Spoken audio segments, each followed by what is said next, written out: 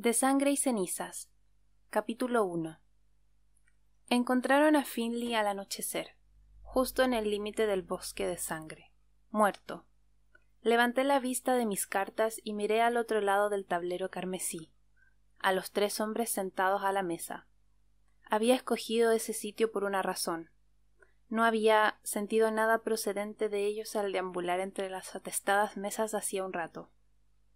Ningún dolor, ni físico ni emocional. Por lo general no husmeaba en el interior de nadie para ver si sentía dolor. Hacerlo sin razón me parecía increíblemente invasivo. Pero cuando había mucha gente era más difícil controlar la cantidad de cosas que me permitía sentir.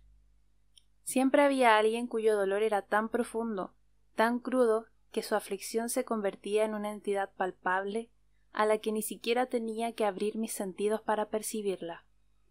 Una entidad que no era capaz de ignorar y de la que no podía alejarme así sin más. Esas personas proyectaban su agonía al mundo que las rodeaba. Tenía prohibido hacer nada excepto ignorarlas.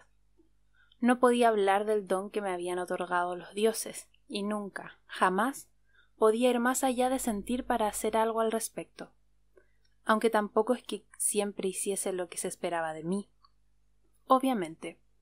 Pero a estos hombres los noté bien cuando estiré mis sentidos hacia ellos para evitar a personas que sufrieran mucho dolor, lo cual era sorprendente, dado a la que se dedicaban. Eran guardias del Adarve, el gigantesco muro construido con la piedra caliza y el hierro extraídos de las minas de los picos Elysium. El Adarve rodeaba toda Macedonia desde que la guerra de los 2 reyes acabara hacía 4 siglos. Y cada ciudad del reino de Solís estaba protegida por uno. Versiones más pequeñas rodeaban pueblos y cuarteles, comunidades granjeras y otras poblaciones poco habitadas. Lo que los guardias veían casi a diario, lo que tenían que hacer, a menudo los dejaba afligidos, ya fuese por heridas físicas o por otras más profundas, que piel desgarradas y huesos magullados. Esta noche no solo no cargaban con dolor, sino tampoco con sus armaduras y uniforme, en cuyo lugar llevaban camisas holgadas y ceñidos pantalones de ante. Aun así lo supe, incluso fuera de servicio estaban atentos a cualquier señal de la temida neblina y el horror que venía con ella. Atentos a cualquiera que actuase en contra del futuro del reino e iban armados hasta los dientes, igual que yo, escondida bajo los pliegues de la capa y el fino vestido que llevaba debajo. Ocultaba una daga, cuyo frío mango jamás terminaba de calentarse contra la piel de mi muslo. Me la habían regalado el día que cumplí 16 años, y, aunque no era la única arma que había adquirido, ni la más letal, era mi favorita. El mango estaba fabricado con los huesos de un lobuno o wolven, una criatura hace largo tiempo extinguida que no había sido ni hombre ni bestia, sino ambas cosas. La hoja era de piedra de sangre, o heliotropo, pulida hasta darle un filo letal. Puede que una vez más estuviese en proceso de hacer algo increíblemente imprudente, inapropiado y prohibido por completo, pero no era tan tonta como para entrar en un sitio como la Perla Roja, sin protección, sin la destreza para emplearla, y sin los medios para agarrar esa arma y esa destreza y utilizarla sin vacilar. ¿Muerto?, añadió otro de los guardias, uno más joven de pelo castaño y rostro barbilampiño. Creí recordar que se llamaba Airic, y no podía tener muchas más que 18 años. No solo estaba muerto, no le quedaba ni una gota de sangre en su cuerpo masticado como si lo hubiesen atacado unos perros salvajes, y luego lo hubiesen hecho pedazos. Empecé a ver las cartas borrosas mientras pequeñas bolas de hielo se formaban en la boca de mi estómago. Los perros salvajes no hacían eso, por no mencionar que no había perros salvajes cerca del bosque de sangre, el único lugar del mundo en el que los árboles sangraban y dejaban la corteza y las hojas teñidas de un oscuro carmesí. Había rumores de la existencia de otros animales, roedores carroñeros de un tamaño extraordinario que se alimentaban de los cadáveres de quienes se demoraban demasiado tiempo en el bosque. ¿Y ya sabéis lo que significa eso?, continuó Asric. Deben de estar cerca. Un ataque será. No estoy seguro de que esta sea la conversación más adecuada ahora mismo, lo interrumpió otro guardia. Ese sabía quién era. Phillips Ratty. Llevaba años en el Adarne, cosa que era casi inaudita. Los guardias no tenían una esperanza de vida demasiado larga. El hombre hizo un gesto hacia mí. Estás en presencia de una dama. ¿Una dama? Solo a las ascendientes las llamaban damas, aunque yo tampoco era una persona que nadie, sobre todo los presentes en ese edificio, esperaría encontrar en la Perla Roja. Si me descubrían, estaría, metida en un lío más grande de lo que hubiese estado jamás y tendría que enfrentarme a una severa reprimenda. El tipo de castigo que a Dorian Tierman, el duque de Macedonia, le encantaría impartir, y durante el cual, por supuesto, a su mano derecha, Lord Randolph Mason, le encantaría estar presente. La ansiedad bulló en mi interior mientras miraba al guardia de piel oscura. No había forma humana de que Phillips pudiese saber quién era yo. La mitad superior de mi rostro estaba oculta tras el antifaz blanco que había encontrado tirado en los jardines de la reina hacía una eternidad, y llevaba una anodina capa azul turquesa que había tomado prestada de Brita, una de las muchas sirvientas del castillo a la que había oído hablar de la Perla Roja. Con suerte Brita no descubriría que le había desaparecido el sobretodo hasta que se lo devolviera la mañana siguiente.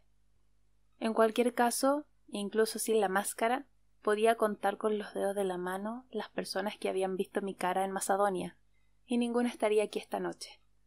Como la doncella, la elegida, un velo solía cubrir mi rostro y mi pelo en todo momento, excepto mis labios y la mandíbula inferior. Dudaba mucho de que Phillips pudiera reconocerme solo por esos rasgos, y, si lo hubiese hecho, ninguno de ellos seguiría sentado a esta mesa, y yo estaría en proceso de ser arrastrada, eso sí, con suavidad, de vuelta con mis guardianes, el duque y la duquesa de Macedonia. No había nada que temer. Forcé a los músculos de mis hombros y cuellos a relajarse y sonreí. No soy ninguna dama, sois más que bienvenidos a hablar de lo que queráis. Sea como fuere, un tema un poco menos morboso sería de agradecer, repuso Phillips mientras lanzaba una mirada cargada de significado en dirección a los otros dos guardias. Airic levantó los ojos hacia los míos. Mis disculpas. Disculpas no necesarias pero aceptadas. El tercer guardia bajó la barbilla, miró sus cartas con fingida atención y repitió la disculpa. Se había sonrojado, algo que encontré adorable. Los guardias que trabajaban en el adarve tenían que superar un entrenamiento atroz y eran diestros en todo tipo de armas y en el combate cuerpo a cuerpo. Ninguno de los que sobrevivían a su primera misión fuera del adarve regresaban sin haber derramado sangre y sin haber visto la muerte. Y, aun así, este hombre se sonrojaba. Me aclaré la garganta. Tenía ganas de preguntar más acerca de ese Philly. ¿Quién era?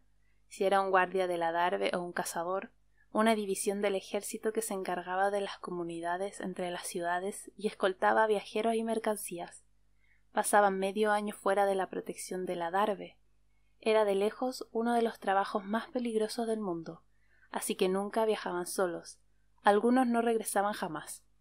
Por desgracia, unos cuantos de los que sí lo hacían volvían cambiados. Regresaban con una muerte inminente y salvaje pisándole los talones. Malditos. En cualquier caso, estaba claro que Phillips silenciaría cualquier intento de seguir con aquella conversación. Así que no di voz a ninguna de las preguntas que bailaban sobre la punta de mi lengua. Si otras personas habían estado con Finley y habían resultado heridas por lo que seguramente lo había matado a él, lo acabaría averiguando de una manera u otra. Solo esperaba que no fuese entre gritos de terror.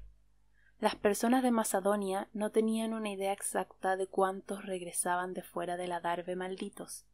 Solo veían a unos cuantos aquí y otros cuantos allá, no la realidad. Si lo supiesen, el pánico y el miedo se apoderarían de una población que no tenía ni noción del horror que acechaba fuera de los muros de la ciudad. No como la teníamos mi hermano Ian y yo. Por eso, cuando la conversación de la mesa pasó a temas más mundanos, tuve que hacer un esfuerzo por el hielo que atenazaba mis entrañas se fuese derritiendo. Se perdían y arrebataban innumerables vidas en el empeño de mantener a salvo a todos los que estaban dentro del adarve. Pero ese empeño estaba fracasando. Llevaba tiempo fracasando. Y no solo ahí, sino por todo el reino de Solís. La muerte. La muerte siempre encontraba una manera de entrar. Para, me ordené cuando la sensación de malestar general amenazó con rebosar. Hoy no se trataba de todas las cosas que sabía y que probablemente no debiera. Hoy se trataba de vivir, de no pasar toda la noche despierta, incapaz de dormir, sola y con la sensación de no tener ningún control, de no tener ni idea de quién era aparte de lo que era. Me repartieron otra mano de cartas espantosas, y había jugado lo suficiente a las cartas con Ian como para saber que no había forma de hacer nada con ellas. Cuando anuncié que lo dejaría las noches 1 a 1, caminé entre las mesas, agarré la copa de champán que me ofrecía un camarero con una mano enguantada e intenté recuperar la sensación de emoción que había corrido por mis venas mientras recorría las calles más temprano aquella noche. Me quedé a un lado mientras observaba la sala, pendiente de mantener mis sentidos a buen recaudo, incluso sin contar a los que lograban proyectar su angustia al aire a su alrededor. No necesitaba tocar a una persona para saber si sentía dolor. Solo tenía que mirarla y concentrarme. No era que cambiara su aspecto si sufría algún tipo de dolor. Su apariencia tampoco cambiaba cuando me concentraba en ella. Era solo que sentía su aflicción.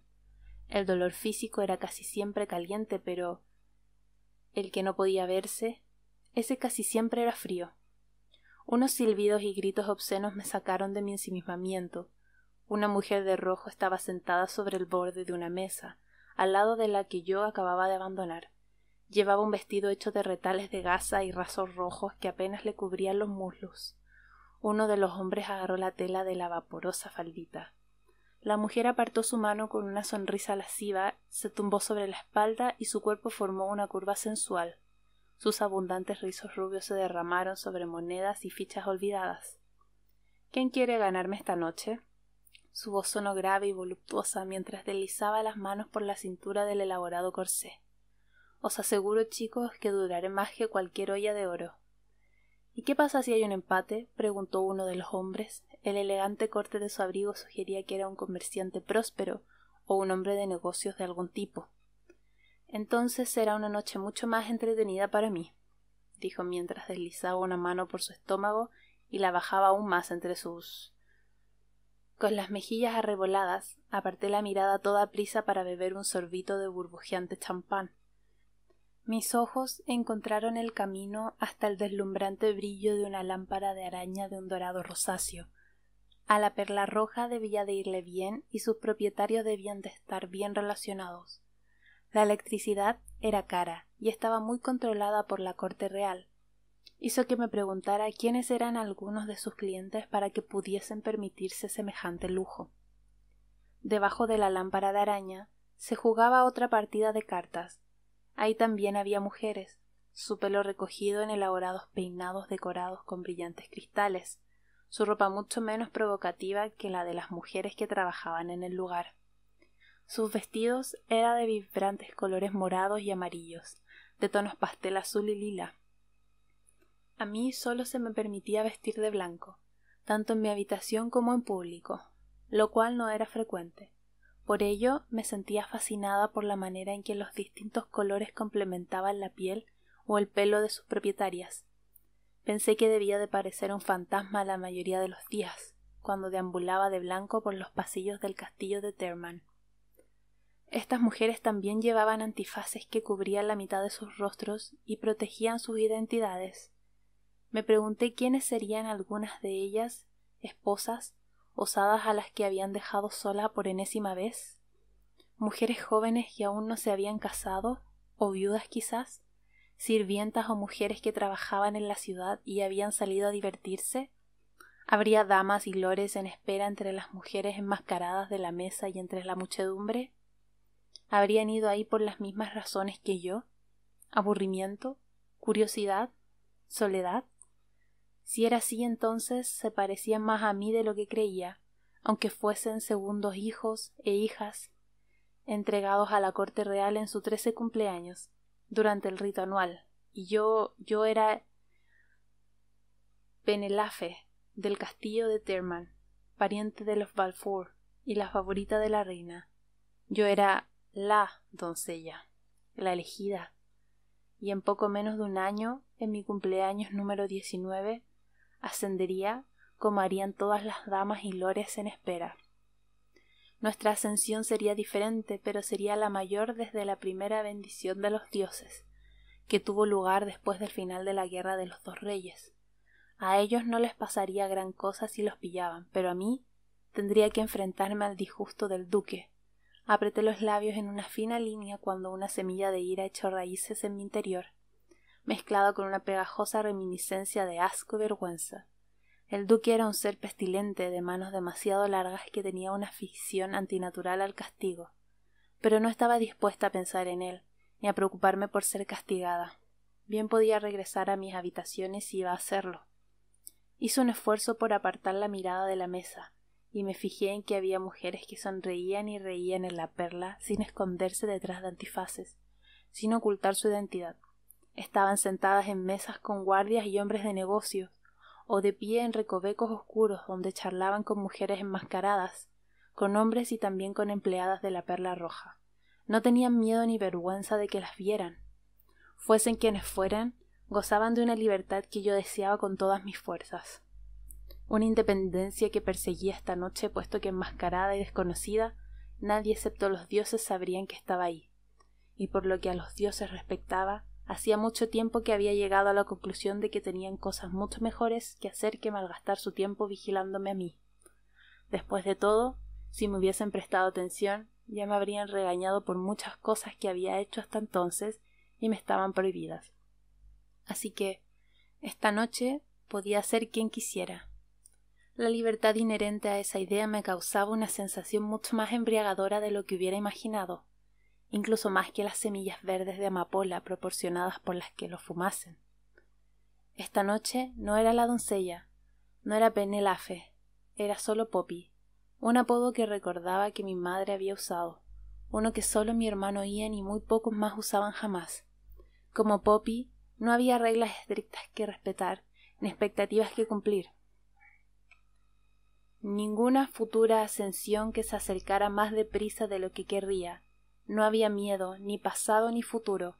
Esta noche podía vivir un poco, unas cuantas horas incluso, y acumular tanta experiencia como pudiera antes de que me devolvieran a la capital, a la reina, antes de que me entregaran a los dioses.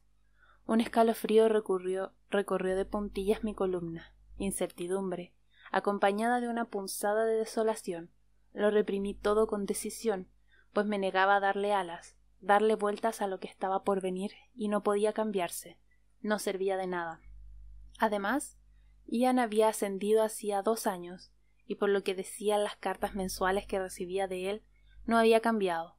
La única diferencia era que, en lugar de contarme historias con su voz, lo hacía con palabras en cada carta. El mes pasado mismo había escrito acerca de 2 hermanos, niño y niña, que habían bajado nadando hasta el fondo del Marsh Stroud y se habían hecho amigos de los seres acuáticos. Sonreí mientras me llamaba la copa de champán a los labios. No tenía ni idea de dónde sacaba esas historias. Por lo que sabía, era imposible nadar hasta el fondo del Marsh Stroud, y no existía tal cosa como los seres acuáticos. Poco después de su ascensión, y por orden del rey y la reina, se había casado con Lady Claudeia. Ian no hablaba mucho de su esposa. ¿Acaso no era feliz en su matrimonio? La curva de mis labios se difuminó y bajé la vista hacia mis chisporroteantes bebida rosácea. No estaba segura, pero apenas se habían visto antes de casarse. ¿Cómo podía ser tiempo suficiente para conocerse cuando lo más probable era que pasaras el resto de tu vida con una persona? Y los ascendidos vivían mucho, mucho tiempo. Todavía se me hacía raro pensar en Ian como en un ascendido. No era un segundo hijo, pero como yo era la doncella, la reina les había pedido a los dioses que hiciesen una excepción en el orden natural, y ellos le habían permitido ascender. Yo no tendría que hacer frente a lo mismo que Ian, a un matrimonio con un extraño, con otro ascendido, uno que seguro codiciaba la belleza por encima de cualquier otra cosa, porque el atractivo era considerado algo divino. Y aunque era la doncella, la elegida, A mí jamás se me consideraría divina. Según el duque, yo no era bella. Era una tragedia. Sin darme cuenta de ello, mis dedos rozaron el rasposo encaje del lado izquierdo del antifaz. Aparté la mano con brusquedad. Un hombre al que reconocí como un guardia se levantó de una mesa y se giró hacia una mujer que llevaba un antifaz blanco como el mío. Alargó una mano hacia ella y le dijo unas palabras en voz demasiado bajas como para que yo pudiera oírlas. Pero ella contestó con un gesto afirmativo y una sonrisa antes de poner su mano sobre la del hombre. Se levantó y la falda de su vestido de tono lila cayó como líquido en torno a sus piernas, mientras el guardia la guiaba fuera de la sala hacia las dos únicas puertas accesibles para invitados, una en cada extremo de unas salas interconectadas. La de la derecha conducía al exterior, la puerta de la izquierda llevaba al piso de arriba, a habitaciones más privadas en las que Brita había dicho que ocurriría todo tipo de cosas. El guardia condujo a la mujer enmascarada hacia la izquierda. Él había preguntado, ella había dicho que sí. Fuese lo que hicieran arriba, sería bienvenido y elegido por ambos, independientemente de si duraba unas horas o toda la vida. Mis ojos se demoraron en la puerta mucho rato después de que se hubiera cerrado. ¿Acaso era por lo que realmente había ido ahí esa noche? ¿Para experimentar placer con alguien de mi propia elección? Podría hacerlo si quisiera. Había oído conversaciones entre las damas de compañía, de las que no se esperaba que permanecieran intactas. Según ellas, había muchas cosas que una mujer podía hacer para sentir placer mientras conservaba su pureza. ¿Pureza?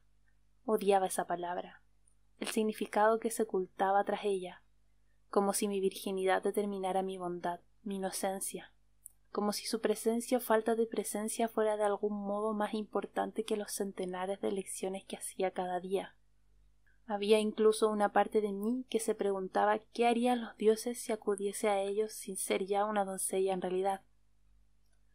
¿Harían caso omiso de todo lo demás que hacía o no hacía solo porque ya no era virgen? No estaba segura, pero esperaba que no fuese así, no porque tuviese pensado tener sexo ahora mismo, o la semana que viene, o en algún momento, sino porque quería tener la posibilidad de tomar esa decisión por mí misma, aunque no estaba muy segura de cómo podría encontrarme en una situación en la que esa opción surgiera jamás. En cualquier caso, suponía que en la Perla Roja habría algún voluntario que querría hacer las cosas que había oído comentar a las damas en espera. Un revoloteo nervioso palpitó en mi pecho mientras me forzaba a beber otro sorbito de champán. Las burbujas dulces me hicieron cosquillas en la parte de atrás de la garganta, lo que alivió parte de la repentina sequedad que sentía en la boca.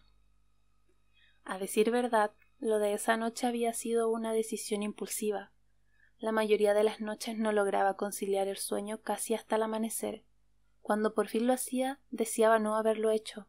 3 veces esa semana me había despertado con una pesadilla, mis gritos resonando en mis oídos, y cuando llegaban de este modo, a borbotones, parecían un presagio, un instinto muy parecido a la capacidad para sentir dolor que gritaba una advertencia. Inspiré un poco de aire y eché un vistazo hacia donde había estado mirando antes. La mujer de rojo ya no estaba en la mesa, sino en el regazo del comerciante que había preguntado qué pasaría si ganaran 2 hombres. El hombre inspeccionaba sus cartas, pero una de sus manos se posaba donde se había dirigido la de ella hacía un rato, metida bien hondo entre sus muslos. ¡Ay, Dios! Me mordí el labio y di media vuelta antes de que toda mi cara se pusiera roja como un tomate. Me deslicé hasta el siguiente apartado, separado por un tabique, donde se disputaba otra ronda de juegos.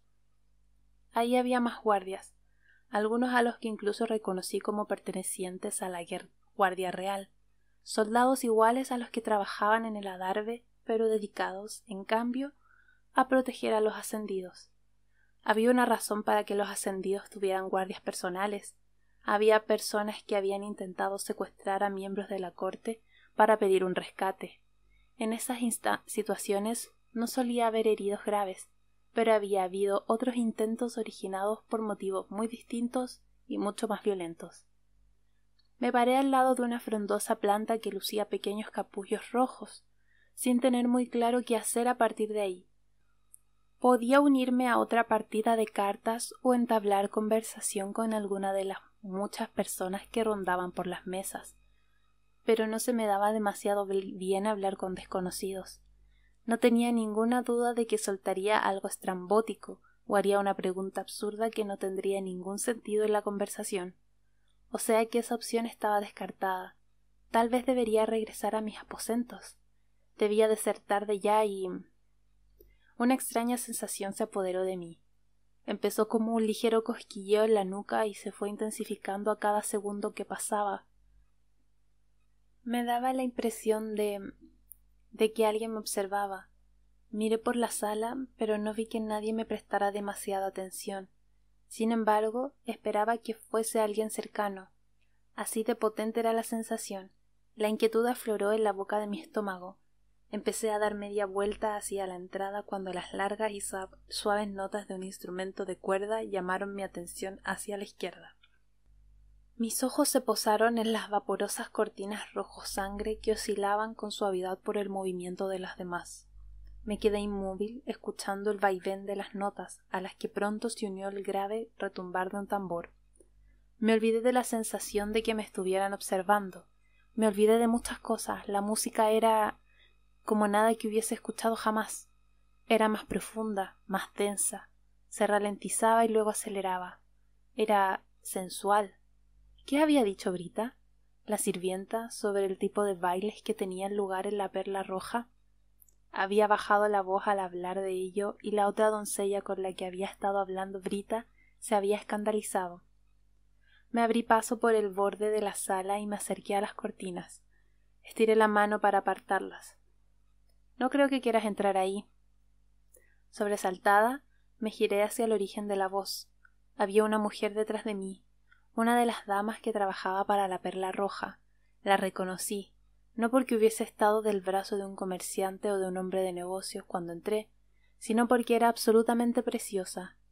Tenía el pelo negro azabache, con rizos apretados, y su piel era de un lustroso marrón oscuro. Su vestido rojo no tenía mangas, pero sí un escote generoso, y la tela se pegaba a su cuerpo como si fuese líquida. «¿Perdona?», dije sin saber muy bien qué más decir mientras bajaba la mano. «¿Por qué no querría? Solo están bailando». «¿Solo están bailando?». Sus ojos se deslizaron por encima de mi hombro hacia la cortina. «Hay quien dice que bailar es hacer el amor». «Yo nunca he oído decir eso». Despacio miré detrás de mí.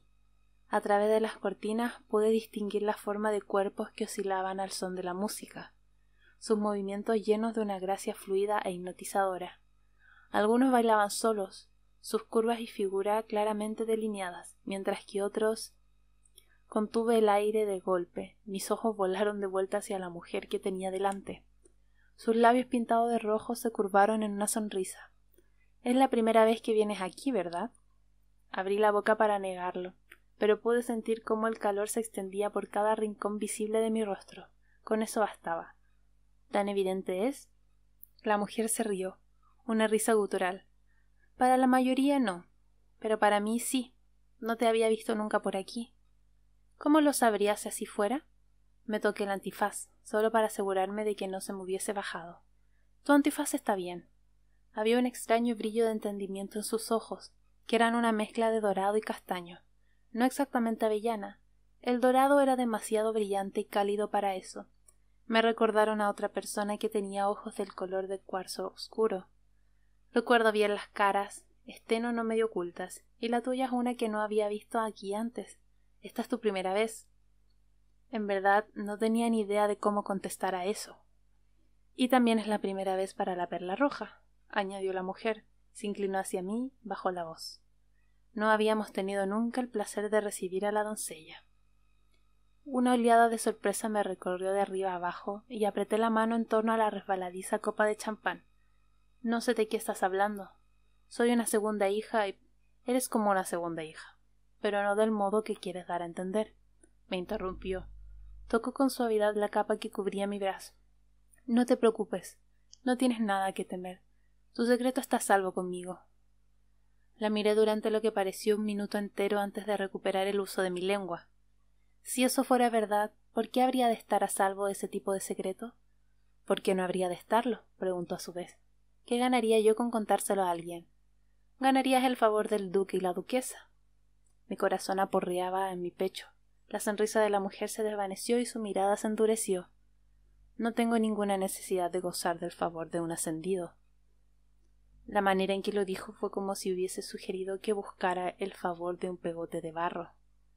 Casi le creí, pero nadie que viviera en el reino perdería la oportunidad de ganarse la estima de un ascendido a menos que no reconociera a la reina Ileana y al rey Jalara como los verdaderos y legítimos regentes, a menos que apoyara al que se hacía llamar príncipe Castel, el legítimo heredero al trono. Excepto que no era ni príncipe ni heredero, no era más que una reminiscencia de Atlantia, el reino corrupto y retorcido que había caído al final de la guerra de los dos reyes, un monstruo que había sembrado el caos y causado un gran derramamiento de sangre, la encarnación del mal más puro. Era el Señor Oscuro. Aun así, había quien lo apoyaba, quien respaldaba su aspiración al trono, los descendentes que habían tomado parte en las revueltas y en la desaparición de muchos ascendidos. En el pasado, los descendentes habían causado discordia solo mediante pequeñas concentraciones y protestas, e incluso entonces no eran más que unos pocos y sus actividades esporádicas, debido a los castigos que se infligían a los sospechosos de pertenecer a ese grupo. Los juicios ni siquiera podían recibir ese nombre. No había segundas oportunidades, nada de encarcelamientos prolongados, la muerte era rápida y definitiva. Pero últimamente las cosas habían cambiado. Muchos creían que los descendentes habían sido responsables de las misteriosas muertes de varios guardias reales de alto rango. En Carsodonia, la capital, varios habían caído del adarve de manera inexplicable. 2 habían muerto con flechas clavadas en la parte de atrás de la cabeza en Pendurst, una ciudad pequeña en la costa del mar Stroud, cerca de la capital. Otros simplemente habían desaparecido mientras estaban en pueblos más pequeños y jamás se había vuelto a saber de ellos. Hacía tan solo unos meses, una violenta revuelta había terminado en un baño de sangre en Tres Ríos, una bulliciosa ciudad comercial más allá del bosque de sangre. La mansión Goldcrest, la sede real en Tres Ríos, había quedado reducida a cenizas junto con los templos. El duque de Everton había muerto en el incendio, al igual que muchos sirvientes y guardias. La duquesa de Tres Ríos había escapado de milagro. Los descendentes no eran solo atlantianos que se ocultaban entre las gentes de Solís. Algunos de los seguidores del Señor Oscuro no tenían ni una sola gota de sangre atlantiana en las venas. Entorné los ojos y me fijé bien en la bella mujer. ¿Podía ser una descendente? Me resultaba inimaginable cómo podía nadie apoyar al reino caído, independientemente de cuán duras fueran sus vidas o de lo infelices que fueran. No cuando los atlantianos y el Señor Oscuro eran responsables de la neblina, de lo que pululaba en su interior, de lo que era muy probable que hubiese terminado con la vida de Finley, lo que se había llevado innumerables vidas más, incluidas las de mi madre y mi padre, y había dejado mi sangre agriada por el recuerdo del horror que moraba dentro de la neblina. Dejé mis sospechas a un lado por el momento y me abría a sentir si había algún gran dolor dentro de la mujer, algo que fuese más allá de lo físico y procediera de la pena o de la amargura, el tipo de dolor que empujaba a la gente a hacer cosas horribles para tratar de aliviar su aflicción. No había ni asomo de algo así radiando de ella. Aunque claro, eso no significaba que no fuese una descendente. Como ya te he dicho, insistió la mujer con la cabeza ladeada, no tienes nada de lo que preocuparte con respecto a mí. En cuanto a él, esa es otra historia. ¿Él? Repetí. La mujer se apartó a un lado cuando la puerta principal se abrió y una repentina ráfaga de aire anunció la llegada de más clientes. Entró un hombre y, detrás de él, había un caballero más grande, con pelo pajizo y el rostro curtido, bronceado por el sol. Abrí los ojos como platos. La incredulidad atronó en mi interior. Era Víctor Warwell. ¿Qué estaba haciendo en la Perla Roja? Me vino a la mente una imagen de las mujeres de los vestidos cortos y los pechos medio expuestos y pensé en la razón por la que yo estaba ahí. Abrí los ojos aún más. Oh, Dios mío.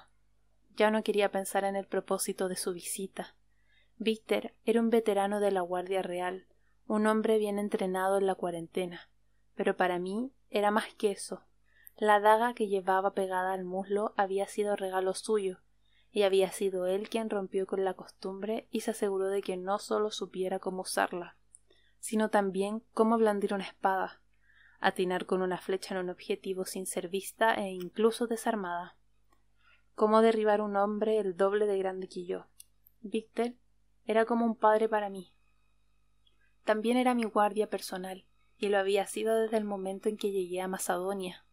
Aunque no era mi único guardia, compartía sus deberes con Ryland Kill, que había sustituido a Hannes cuando éste murió mientras dormía hacía poco menos de un año. Había sido una pérdida inesperada, puesto que Hannes tenía poco más de 30 años y gozaba de una salud excelente. Los curanderos creían que había tenido alguna afección cardíaca desconocida. Aun así, era difícil imaginar cómo podía uno irse a dormir sano y entero y no volver a despertar jamás.